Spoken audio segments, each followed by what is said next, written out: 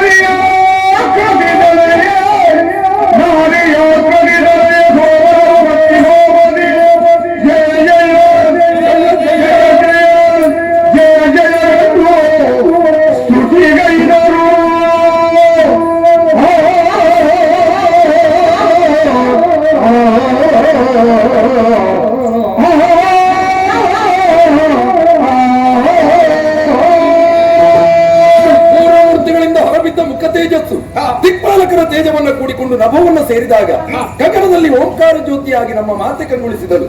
ಅಂತ ತಾಯಿಯನ್ನ ಭೂಮಿಗಿಳಿಸಬೇಕು ಅಂತಾದ್ರೆ ನಮಗಿರುವ ಮಾರ್ಗವೊಂದೇ ಧ್ಯಾನ. ಮಾತೆಯನ್ನ ಭಕ್ತಿಯಿಂದ ಧ್ಯಾನಿಸಬೇಕು.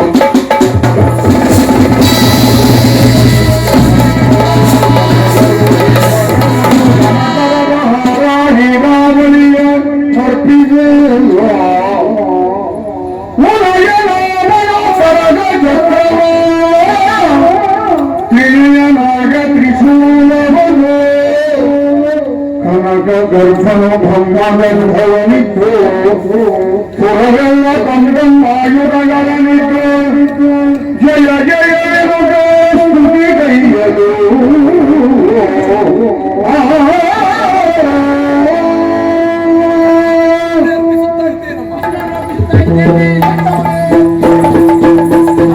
ಬೆಳಗೋಡು ಜಯ ಜಯ ಜಗದ್ಧರಿತೆ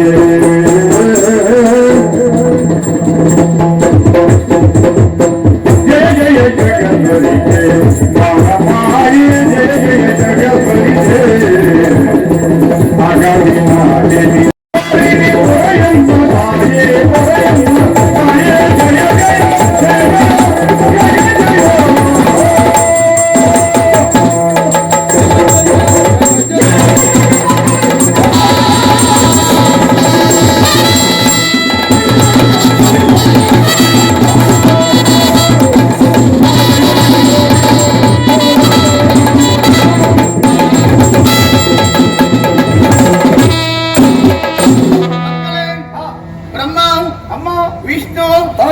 ಮಹೇಶ್ವರ ಇಂದ್ರಾದಿ ದೇವತೆಗಳೇ, ಸಪ್ತಮರುತ್ತುಗಳೇ, ದ್ವಾದಶಾದಿತ್ಯರೇ, ಅಷ್ಟದಿಕ್ಪಾಲಕರೇ ಎಲ್ಲವರೂ ಒಟ್ಟಾಗಿ ಗುಟ್ಟಾಗಿ ಪ್ರಾರ್ಥಿಸುತ್ತಲಿದ್ದೀರಿ.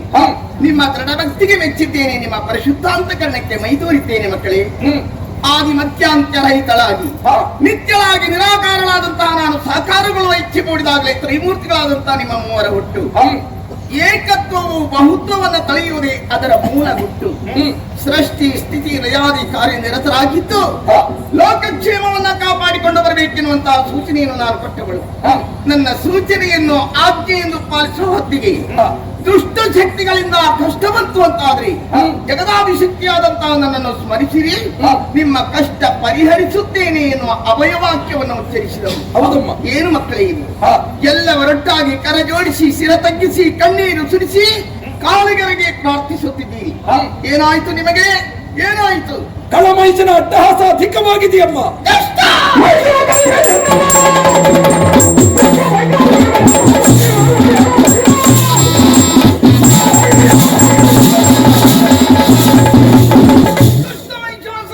ಪಟ್ಟಣವೇ ವನಬಲದಿಂದ ಒಬ್ಬಿ ತೋಳಬಲದ ಸಾಹಸದಲ್ಲಿ ಸ್ವರ್ಗ ಸೀಮೆಯನ್ನ ಸೇರಿದನೇ ರಾಕ್ಷಸಾಧವ. ಶಾಂತಿ ಪ್ರಿಯರು ಶರಣ ಶ್ರೇಷ್ಠರಾದಂತಹ ದೇವತೆಗಳು ನಿಮ್ಮನ್ನು ಸ್ವರ್ಗದಿಂದ ಬಡಿದಟ್ಟಿದನೇ ಕಲಾದಮ. ಆ ದುಷ್ಟ ಮಹಿಷೆಯಷ್ಟೇ ಬಲಿಷ್ಠನಾಗಿರಲಿ, ಅವನ ಕೊರಳರಿಯುತ್ತೇನೆ, ನಿಮಗೆ ಕ್ಷೇಮವನ್ನುಂಟು ಮಾಡುತ್ತದೆ. ಅವನ ಜೊತೆಯಲ್ಲಿ ಶಂಕದುರ್ಗಾತಿಯರಿದ್ದಾರೆ.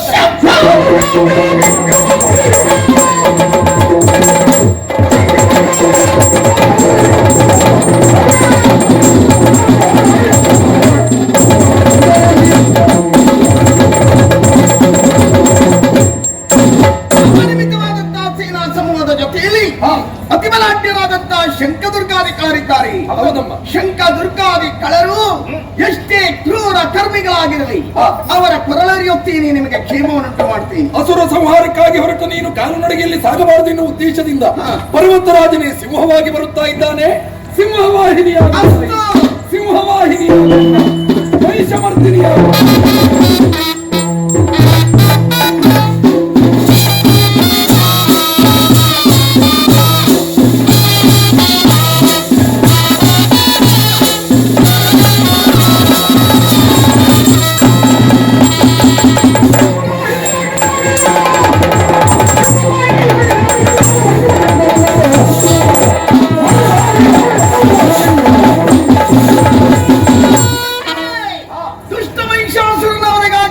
ಕ್ಷೇಮಕ್ಕಾಗಿ ಸಿಂಹವಾಹಿನಿಯಾಗುತ್ತೇನೆ. ಸಿಂಹವಾಹಿನಿಯಾಗುತ್ತೇನೆ.